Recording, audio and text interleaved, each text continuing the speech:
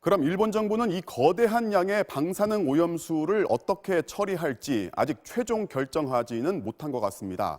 저장 탱크를 더 만들어서 장기 보관하는 방안이 검토되고 있지만 돈 안 들이고 빨리 처리하는 방법, 즉 바다에 버리는 방안에 미련을 버리지 못한 것 같습니다. 도쿄 고현승 특파원이 보도합니다.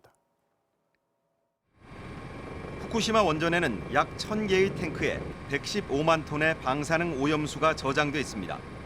여기에 원자로 냉각을 위해 70톤, 원자로에 스며들어 오염되는 지하수 100톤 등 하루 170톤씩 오염수가 새로 생깁니다. 도쿄전력은 정화 과정을 거쳐 계속 탱크에 보관 중인데 이대로 갈 경우 2022년 여름이면 탱크가 꽉 차게 됩니다. 도쿄전력 측 주장에 따르면 원전의 완전 폐쇄까지는 30-40년, 당장 오염수를 어떻게 처리할지 서둘러 결정해야 합니다. 일본 정부는 정화를 거쳐 바다에 방류하는 방안, 공기 중에 배출하는 방안, 탱크를 더 만드는 방안 등 5가지를 검토해 왔습니다.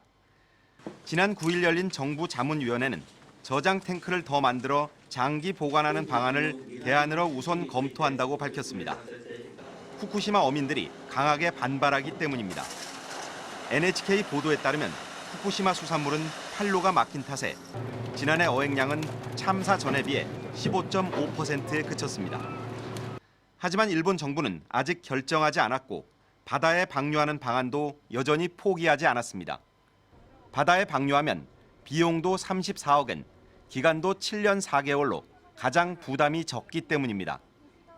또 탱크를 더 지으려면 당장 부지부터 확보해야 하는데 도쿄전력은 부지 확보도 하지 않고 있습니다. 彼らはね、もう結論は出してます。みんながおとなしくなった時に、しょうがないやと思った瞬間に流すんですよ、捨てるんです。 지금 탱크에 보관 중인 방사능 오염수도 안심할 수 없습니다. 탱크 소재가 오염수에 부식될 우려가 제기된 데다 얼마 전에도 후쿠시마 앞바다에선 규모 6.2의 지진이 발생했습니다. 도쿄에서 MBC 뉴스 고현승입니다.